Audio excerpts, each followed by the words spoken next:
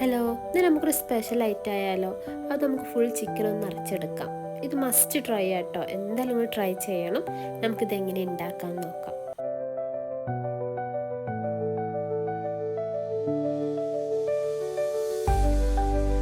ഇതിലേക്ക് ആവശ്യമായിട്ടുള്ള ഐറ്റംസൊക്കെ ഇവിടെ റെഡിയാക്കി വെച്ചിട്ടുണ്ട്.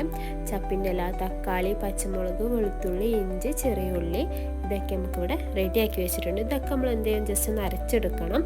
നമ്മൾ പേസ്റ്റ് രൂപത്തിലാക്കിയെടുക്കണം കേട്ടോ. മിക്സിയിലൊന്ന് ജസ്റ്റ് ഒന്ന് അരച്ചെടുക്കണം. പിന്നെ ഇതിലോട്ട് കറിവേപ്പിലയും കൂടി ആഡ് ചെയ്യുന്നുണ്ട്, ഞാൻ പറയാൻ വിട്ടുപോയി. ഇതെല്ലാം കൂടി ഒന്ന് നമുക്ക് മിക്സിയിൽ അരച്ചെടുക്കാം.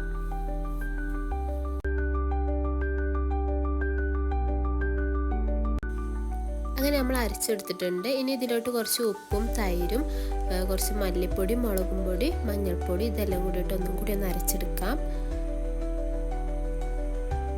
ഇനി നമ്മൾ ക്ലീൻ ചെയ്ത ചിക്കനിലോട്ട് നമ്മൾ ഈ മസാല ഒന്ന് നന്നായിട്ട് തേച്ച് പിടിപ്പിക്കണം. മാക്സിമം ഒരു 4-5 മണിക്കൂറെങ്കിലും ഒന്ന് ഫ്രിഡ്ജിൽ റെസ്റ്റ് ചെയ്യാൻ വെക്കണം കേട്ടോ. ഓക്കെ, അപ്പോൾ നമുക്കൊന്ന് നന്നായിട്ടൊന്ന് മസാല തേച്ചെടുക്കാം.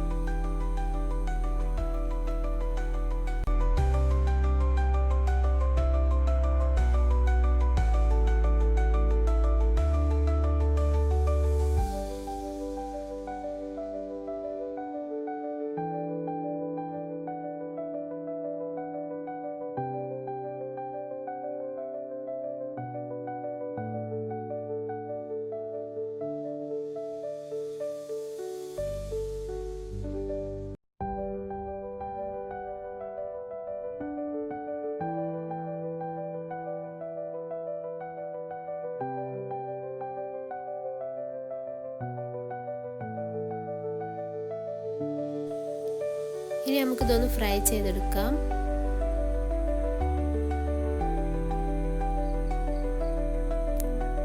അങ്ങനെ നമ്മുടെ ചിക്കൻ ഇവിടെ റെഡി ആയിട്ടുണ്ട് കേട്ടോ. ഇനി നമുക്ക് ഇതിൻ്റെ ഉള്ളിൽ വെക്കാൻ കുറച്ച് മസാല റെഡിയാക്കി എടുക്കണം. അത് ഞാൻ ഉണ്ടാക്കുന്ന ക്ലിപ്പ് വിട്ടുപോയി. കുറച്ച് സവാളയും തക്കാളിയും വെളുത്തുള്ളിയും ജസ്റ്റ് ഒന്ന് വെളിച്ചെണ്ണയിലിട്ടൊന്ന് റോസ്റ്റ് ചെയ്തെടുത്തതാണ്. അതിലോട്ട് 3 മുട്ടയും കൂടി ആഡ് ചെയ്തിട്ടുണ്ട് കേട്ടോ. ഈ ഒരു മസാല നമ്മുടെ ചിക്കൻ്റെ ഉള്ളിൽ ഫില്ല് ചെയ്യണം.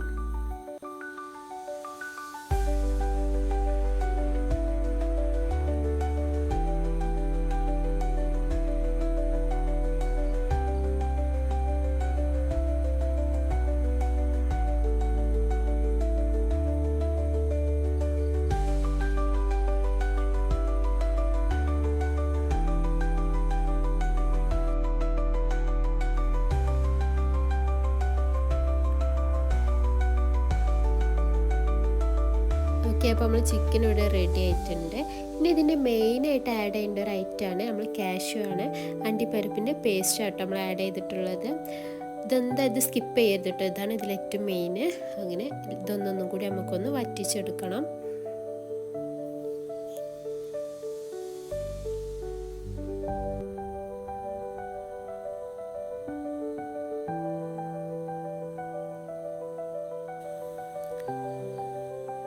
അങ്ങനെ നമ്മുടെ ചിക്കൻ ഇവിടെ റെഡി ആയിട്ടുണ്ട്.